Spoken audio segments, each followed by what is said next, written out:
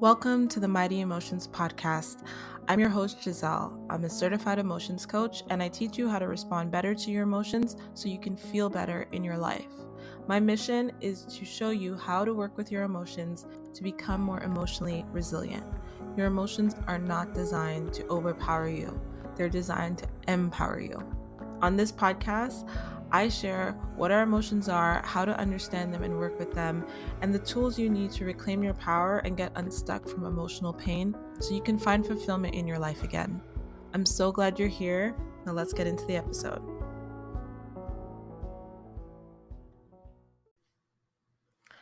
Hello. It's another episode. I'm so happy to be recording again. I'm really excited to have this momentum with the podcast coming every week consistently. I hope that you've been enjoying the episodes so far. Please let me know what you've been thinking about it. And this month is all about love, right? It's like Valentine's month, the commercialization is everywhere. And so I wanted to use this as an opportunity this month to really theme the podcast to relationships and how our emotions kind of show up and operate within our relationships, right? If you have, or maybe you've already taken my course, the Healing the Narcissistic Mother Wound, that's come out this month. If you haven't, last week's episode was the introduction to that course. You can get more of an idea of that. But that is essentially within that course, we really break down relationships and we go through an exercise called relationship mapping, where we talk about how to have healthier relationships in our life when all we've known is maybe dysfunctional relationships, because it is absolutely possible. And I want you to know that if you are struggling with the relationships in your life today, I want you to know that changing those relationships isn't required for you to have a thriving life, right? Like changing those people is not required for you to have healthy and amazing relationships. It's more so about how can you acquire the tools to have those healthier relationships with people, and how can you begin to identify the relationships where you're going to put more of your energy into. I think a lot of the times, instead of grieving the relationships that aren't serving us and releasing them and making space for a healthier relationship to ourselves, or to call in and attract more healthy relationships with others, rather than looking at that and processing those emotions, we seek to avoid doing that work by trying to change the people that are already in our lives, trying to make them see our perspective, trying to make them change their behavior. And I just want you to become aware of that as an avoidance tactic, right? Rather than having to face the sadness that you feel at the disconnection in those relationships, so that you can free yourself and get your needs met, for connection met. A big theme in the course is learning to identify the source of your needs, because a lot of times we aren't deliberate and intentional about the source of our needs for connection, especially. And we also miss an opportunity to really deepen our connection to ourselves when we don't process our sadness. My biggest eye-opening experience was when I first started doing this work. The first emotion that I began to work with in my personal life was sadness and grief. And that was a long process, but it brought me to a place of so much more self-love and compassion. It didn't completely take me there. That was really when I started to work with shame as well. And if you've taken my Releasing Shame masterclass, which is so powerful, I break all of it down for you and how to actually use shame to love yourself more. So that's inside of the Mighty Emotions community. You can check out that masterclass. But learning to process these emotions, the sadness, the shame, and uncover that I had this need for connection that wasn't being met. I had this void. Like whenever we feel a void in some way in our life, there's a need that isn't getting met, and that's usually because there's some kind of obstacle to that need getting met. And I talk about this in earlier podcasts. The obstacles to getting our needs met can be other people.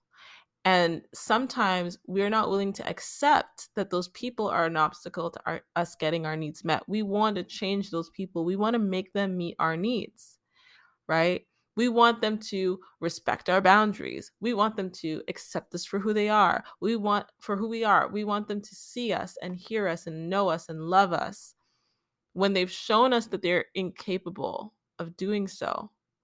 And so rather than processing that grief about that disconnection so that we can connect to ourselves, so that we can look for other sources of getting that need for connection met, instead of doing that, we tend to cling to the people that have been there, right?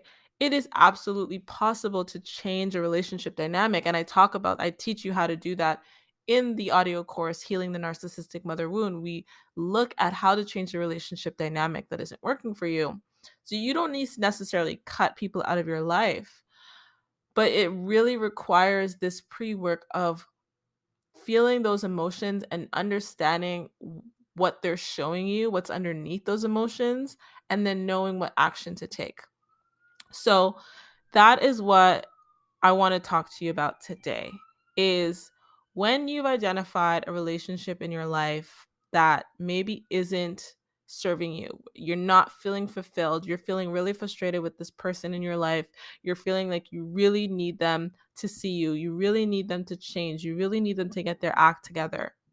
Here are a couple things I want you to consider, right? One, how important is this person to you? And you can define the criteria of how important they are to you, right? But how important is this person to you? That's really a crucial thing to identify, because sometimes we want to impress people and we want to convince people to like us that aren't even that important in the scheme of our life.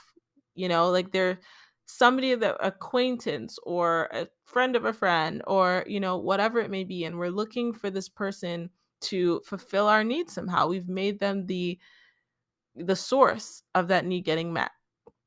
And then there are the people in our lives who have been there for a long time, who are family, who we've just known for a long time. And so they hold a lot more importance to us because of those ties and those bonds. So, like, how important are they to you? The second thing I want you to look at is, how important are you to them? And that is really a painful thing to look at sometimes, because we don't want to acknowledge that we aren't actually important to this person. We think we should be important, but I didn't ask you if you think you should be important. I said, how important are you? What's the reality? What are the facts? How is this person treating you as though you are important to them? Right? And that can bring up a lot of painful discomfort, sadness, grief, anger, shame. But I want you to know, and I want you to really, really hear me when I say that even if you're not important to that person, it does not mean anything about your worth. It does not diminish your value, not even an iota. That person is entitled to their feelings. That person is their own individual, but they are not the deciders of your worth. Your worth was decided the minute you were born. You have worth just because you exist, just because you're a person, just because you're here. So even if you're looking at how important am I to them, I want you to know that they are not a representation of all people in the world. We can sometimes take the people that are important to us and go, well, if this person treats me like that, then all people are going to treat me like that. I've been there. I've done it, right? My mother was an example of that. I couldn't trust women because all women reminded me of her. And I decided that how she treated me was how all women are going to treat me. And so I needed to guard myself and keep myself protected. And I just want you to look at that, right? Just observe that and be honest with yourself. Are you making this person a surrogate for everyone else? Are you making this person uh, the be all and end all? Are you looking at their behavior towards you and saying, well, everyone's going to treat me this way because this person treated me this way? Because I want to break that myth for you right now. That's also not true. That's also not true. And when we believe that and we hold on to that belief, we limit ourselves from attracting the relationships that can nourish us and fulfill us, and the people who do care about us, and the people who do feel like we're important to them, because those people exist. And that's where that leads me to talking about the source of our needs. There is no one singular source, no one singular person who can meet your need for connection. Not 100%, definitely, but your need for connection is multi-layered, and it has to come from many sources, right? And you, as an individual, you are a source of that as well. So you have to acknowledge that. How important are you to yourself? Again, if this person is not treating you as though you're important to them, did that behavior, that interaction, that relationship dynamic, did it make you believe that you're not important to yourself? Because you are important, and you should be important to yourself. You should value yourself, even if someone else doesn't value you, because that is one person out of 8 billion people on this planet. I value you, and I don't even know you. Or maybe I do, and if I do, hi. I value you because I value human beings, and I value myself and my own humanity. So I have the capacity to value other people. But the people who are incapable of valuing themselves are incapable of valuing you, right? And you might say, well, I don't value myself, but I value this person. I'm not sure you value that person for who they are. I feel as though you value that person because you think that they are the source of getting your need met. And that is a different thing. Desire is not the same as value.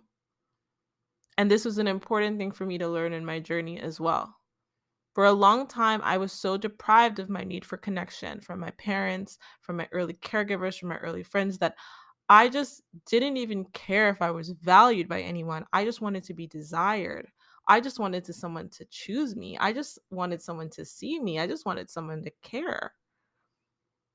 And the people I attracted that desired me were not the relationships that filled that need for connection, not even slightly. I tried and I tried. I had to change who I was. I had to do all these things to impress them. There was no unconditional love there. And we're going to talk about love in a second. Those people may have desired me. They may have wanted me around for whatever selfish reason, but they didn't value me. They didn't truly see me. They didn't accept me for who I am fully. They weren't forgiving and unconditionally loving to me. But I didn't care because I didn't value myself. And I made them important to me. I wanted their love. I just wanted someone's love. Right? So maybe you can relate to this. And if you can, honor whatever feelings are showing up. Just breathe and let your body process that emotional energy. Because this is a normal experience that people go through. And when I talk about unconditional love, a lot of people will say, well, no, love should have conditions. Relationships should definitely have conditions. Again, we talk about this in the course, Healing the Narcissistic Mother Wound. We talk about the types of dynamics and conditions and how to develop those healthy dynamics. Because relationships need to have conditions. If I value myself, as I should, then I should have boundaries with people in my life. But love can be unconditional, because love is about seeing the divinity and the goodness in somebody else. And self-love is about seeing the divinity and the goodness in myself. When you can look at somebody and just see the pure essence of that person and just see the goodness in that person and have so much respect for that person, that's when you value them, right? When you can have compassion, you can see that at their core, they're just a person. That's love. But you can love someone and have boundaries, and you should. You should. Unconditional love is about committing to seeing the goodness in someone. It doesn't mean you accept their behavior. It doesn't mean you excuse their behavior, but it's about committing to believing that within them, within each of us, is a good soul, and that each of us has our own trials and tribulations and pain. And especially when we're ignorant to our needs and our emotions, we behave in ways that we're not always going to be proud of. We're going to cause harm to other people intentionally and unintentionally, because that's what being human is like. That's just part of the process. That's part of the deal. But unconditional love is about not losing sight of the goodness that's within each person. Right? When I talk in my course, I mentioned, I believe in the introduction, that I love my mother. She hasn't been in my life for years. I have no desire to have her in my life, because those are the boundaries that I have accepted that work for me, because I value myself. I value myself, and I value the people I allow in my life, especially in my inner circle. I want relationships with people who also value me. They don't just desire me. They don't just want me around for their own selfish needs, but they actually love me and they see the goodness in me and they respect me, right? But we can love and respect people from a distance, and we should.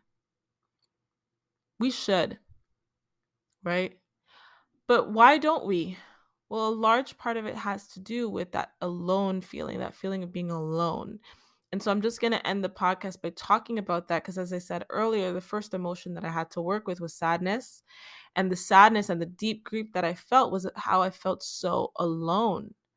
I had friends, I had people around me, I had all of these things, but I felt so alone. Why? Because I was disconnected from myself. The most important relationship we need to have, the most important relationship we need to work on, is the relationship we have with ourselves. How do we develop connection with ourselves? By learning to process our emotions. I feel like you knew I was going to say that. Learning to process my emotions and seeing the needs that I needed to focus on, and nurturing myself and finding the healthy sources of getting those needs met in my life, and taking personal responsibility for myself and setting the boundaries that were good. That is how I have been able to connect with myself and eventually love myself. Connecting to those emotions, listening to them, letting my body process that, and then looking at what that emotion is telling me and showing me, has allowed me and continues to allow me to stay connected to me. To say, Giselle, what do you want? What do you desire? What is true for you? What is aligned for you? And constantly checking in with that and letting that be my compass and my guide. Even when it means I have to make decisions that are going to, cause discomfort for me, like letting certain people go, right? But because I have the tools to move through that emotional discomfort, I can do the thing that's ultimately best for me. And I can find the healthy sources of getting those needs met for connection, starting with myself, starting with connecting to myself. We need like a triangle of connection. The 3 points of connection that we need to have a fulfilling life is the connection to ourself, our connection to another person, and then connected to something greater than us. For me, that's nature, that's spirit, God, as I choose to call it, something ethereal. But for you, it might be a religion. For you, it might be nature, whatever it may be. For you, it might be a community. For you, it might be a movement. But having connection to myself, to another person, and to something greater than myself is what keeps me connected, keeps me feeling connected. What prevents me from falling into that aloneness that signals for me that I'm out of connection. And when we're out of connection, we become depressed, we turn to addiction. There's all these different ways that it manifests in our life. But I want you to remember that you are important, you matter, and you need to value you, even if someone else doesn't. So I hope that this episode kind of busted some of those lies that you've been believing. And I know you've been believing them because I used to believe them, right? Nobody is going to determine your worth or your value. You are worthy just because you exist. That person who didn't see your value is not a representation of all people. You will find the people that see your value. And it starts by you seeing your value, seeing the goodness within you, having respect for you, and taking the actions that reinforce that. Like knowing the boundaries and the dynamics that are supportive and serving you, and really committing to that. You will see the shift. You will experience the love and the joy and the peace and the fulfillment that comes with that. So I hope that this episode was helpful for you. If it was, if anything resonated, please reach out to me. Let me know. Join me inside the Mighty Emotions community at mightyemotions.com. It is a free membership community, and you can find so many resources in there. And I'm always working on it, making it even better for you, even more supportive for you, because I want you to have these basic life skills of knowing how to nurture yourself, knowing how to understand your feelings and take care of yourself. Because I want you to find, or create, I should say, an amazing, beautiful life. And we all need support in doing that. And so mightyemotions.com is where you're going to get the education, the knowledge, the ongoing support to really start healing, moving more resilient, and finding that love, that self-love that we talked about a little bit today. All the links will be available below. The links to my course, the links to my Releasing Shame workshop, all of it will be linked below. And I hope that you just take your time, right? Be gentle. There's no rush. Embrace the process that you're in and know that if no one else is here to support you, I'm here to support you. So reach out to me anytime. Okay, thanks so much for listening, and I will talk to you in the next episode. Thank you so much for listening to today's episode. It would mean so much if you could subscribe, leave a review, share with your friends and family, and let me know what you think by going to my Instagram at mighty_emotions and connecting with me and letting me know what you loved about today's episode. It really means a lot that you support this podcast, and I love coming to you each week with a new episode. So be sure to subscribe, let me know what you think, and take care of yourself.